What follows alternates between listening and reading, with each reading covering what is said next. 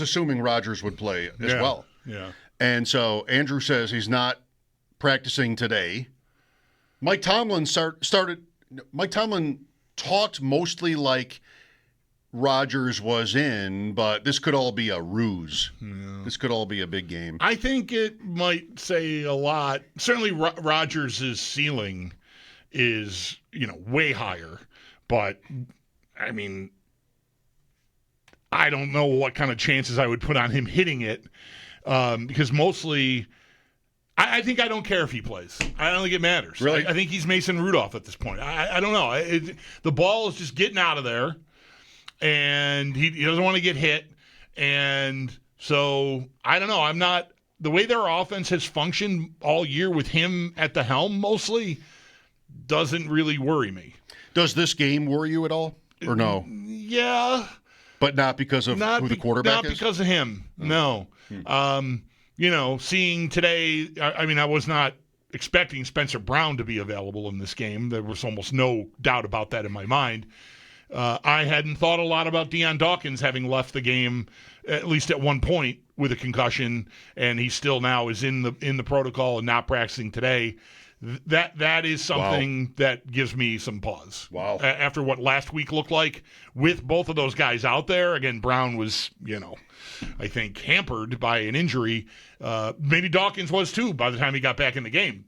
As he obviously has a concussion now. He cleared the protocol and went back in, cleared whatever testing during the game and went back in. But they usually do. Right. Whatever that testing is, it doesn't seem that hard. I think they usually do too.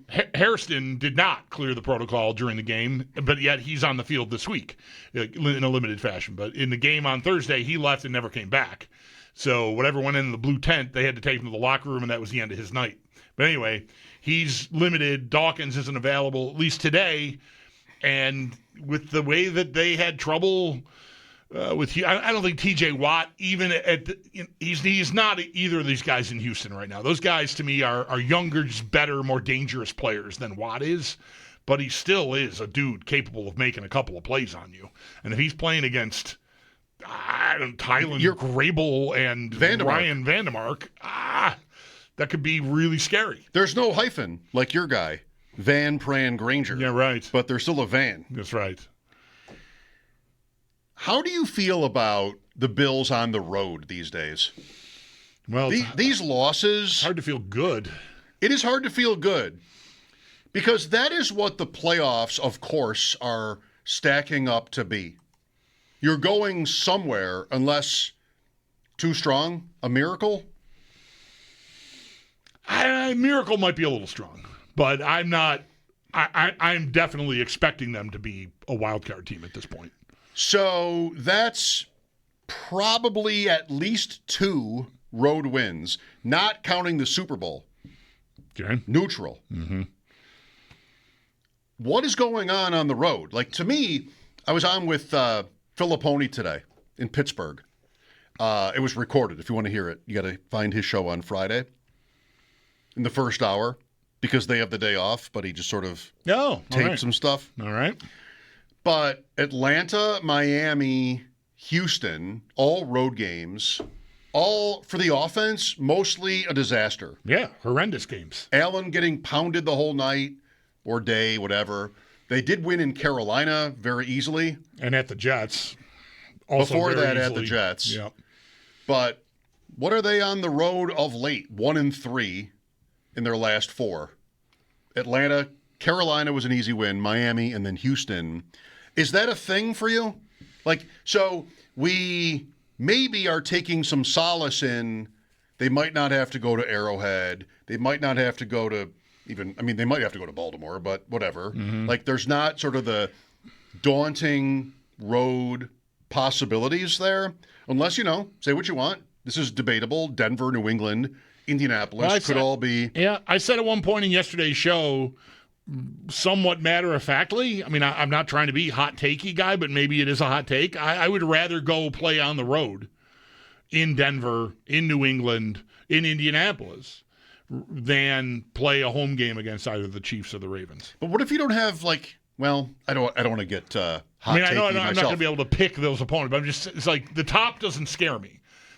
like Baltimore. If I got to go to Baltimore, they end up being the 4 and I'm the 5. That's about as bad as I think you can do. I don't know. You can maybe help me, but think of that. Close your eyes and picture the Houston game. All right, now instead I'm in Denver with those guys. That's better. Like maybe I get more stops, although Houston scored 23 points.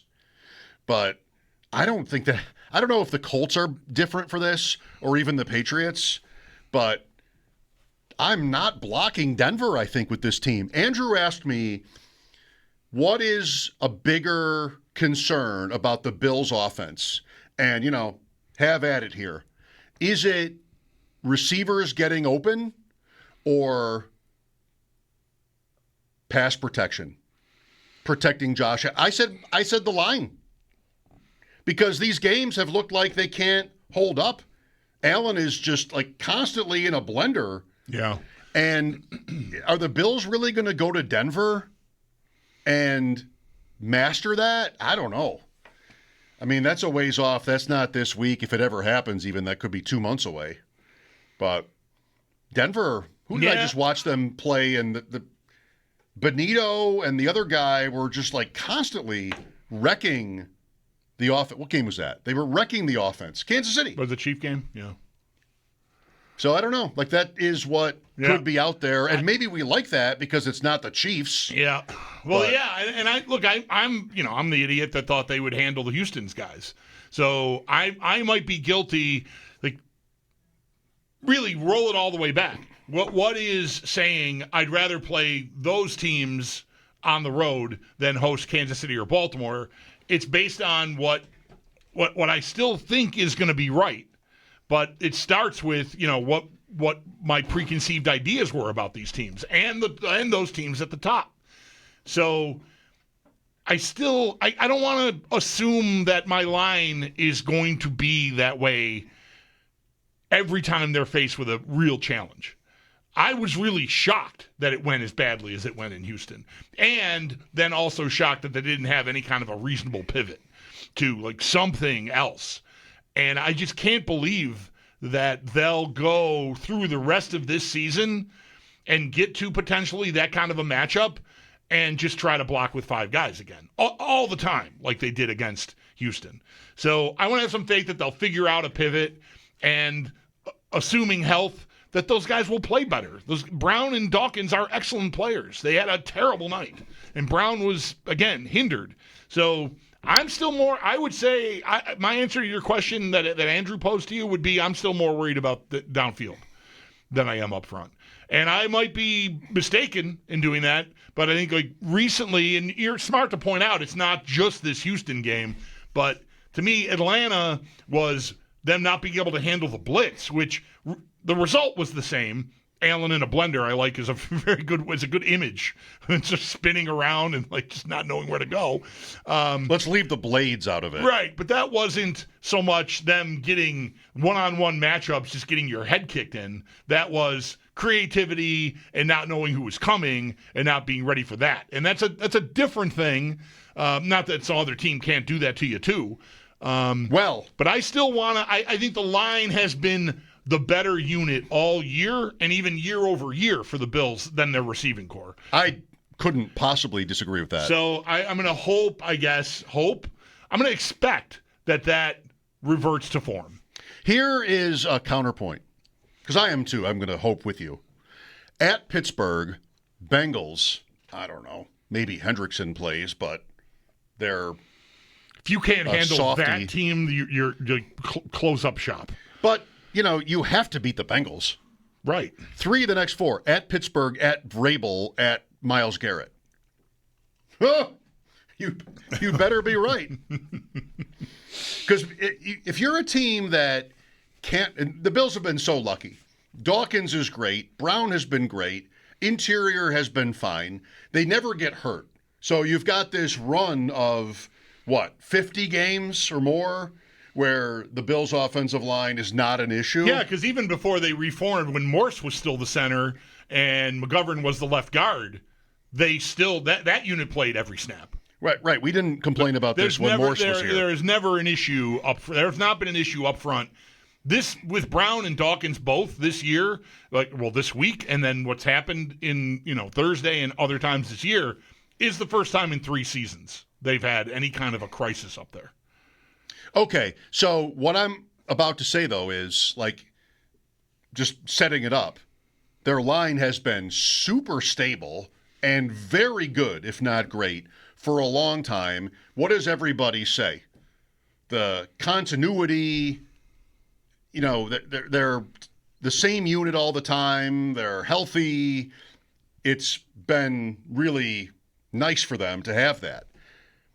If your line isn't that, nobody cares if you can get open because it doesn't matter. Right. If they can't hold up in pass protection, nobody cares if, name one. Brandon Cooks. Anybody can get open because basically you're just in, dire straits. At that point. Did somebody just now in their car go, wait, Brandon Cooks is on the Bills? They missed yesterday? I don't know. They were buried in work. They just haven't had a chance to scroll through Twitter today. The holidays. Anyway, wait, Brandon Cooks? Yeah, Brandon Cooks Elijah is on the Moore Bills. is gone. He is wearing the same number that Elijah Moore used to wear. Which I don't even know what that is. 18. That's how much of an impact. Yeah. 18. So, if yeah. The line is more important. And it's T.J. Watt, or it's Hendrickson, or it's Vrabel, or it's Myles Garrett who's going to set the sack record by the time the Bills are in Cleveland in a month. And, Philadelphia and the Jets. But the fact that they're road games, this is the biggest part of it for me, is that these games are all on the road. Well, the Bengal game is not, but the Bengals game is not. Right. But 3 out of 4, and Houston was, and you saw that. And Atlanta was. And those 2 games were to me, their worst pass blocking games. Miami was also bad, but I don't feel like it was at the level. I think there was just other stuff that went wrong more than they couldn't block people. You know what else I have a problem with? What's that? And if I do, then you probably do. Uh-oh. It's going to Pittsburgh. Because when has that ever gone well? The last time they were in Pittsburgh, they won. It was a game that was not available on my satellite service because of some dispute that I'm sure was super important, but that I watched on the Spanish channel in regular D. Okay. Not high def. That game, a Sunday night game here with the Steelers. Well, the last time they were here after that, they won Pittsburgh. Right. So this is a game the Bills won on a Sunday night against Pittsburgh. Is this the Tre'Davious White interceptions game? Maybe. Does it go back that far? I'm not sure how recently. It goes back. How recently they've been there, but COVID. Okay. I mean, 19, they go to Pittsburgh, and it's Al Michaels saying Tyler Kroft, touchdown Bills. That was a high point. That's the Tre'Davious with the game I'm thinking of with Trey White. In Pittsburgh. Yes. Right. Okay. So when in your life have you seen the Bills beat the Steelers in Pittsburgh? Well, that time. And then is there another time? Frank Reich. right. Oh, Mitch Farrat. It was. I'd be way better at that game than this other one. It's been a house of horrors for the best Bills teams we'd ever seen. Mostly. The 90s Bills would go to Pittsburgh and it's a Monday night and the place is rocking and I'm dead. I was at one of those games. I'm turning the game on. I'm going I just hope nobody gets hurt. 3 words: Carnell Lake. Right. So one pick earlier this year was when the Colts went to Pittsburgh.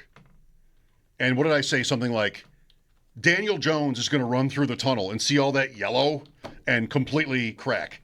And I think they had 5 turnovers in that game, the Colts. That isn't the Bills. That isn't Josh Allen.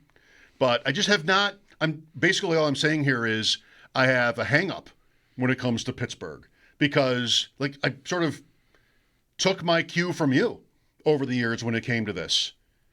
They're one of these teams, and we're one of these teams down here. Now, that's not true anymore, and the Bills have – beaten Pittsburgh at home a few times in the playoffs even over the last 5-6 years.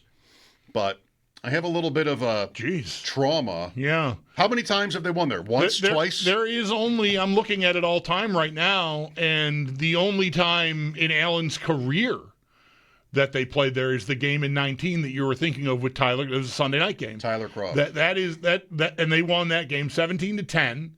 The reason I keep thinking of Trey White is because I think he picked off a pass late to seal it in the end zone or something. Okay. And maybe had 2 picks in the game.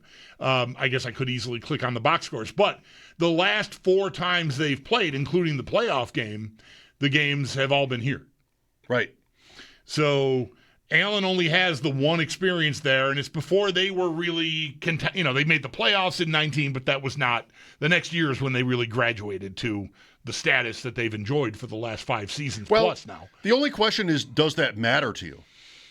I guess I wasn't thinking about it at all the way the way you posed that to me. Good for you. Well, now I am, and so is everybody else. Whoops. Sorry. I was not thinking they can't win there, or they just don't win there. I thought there was another game that was making that so for me, but it's really just that one game. Where they don't win is Houston. That's also correct. Now, yes. But that's over. Right. So that's good. I don't know. I feel like it's a normal thing, but it doesn't have to be meaningful. Because a lot of that is, of course, pre-Josh Allen, pre-Sean McDermott. But Pittsburgh is Pittsburgh. It's sort of like, I don't know, how would you put it? Kind of like the bully, the big brother, something like that, over the decades with the Bills. But again, the Bills have won their share of those games at home.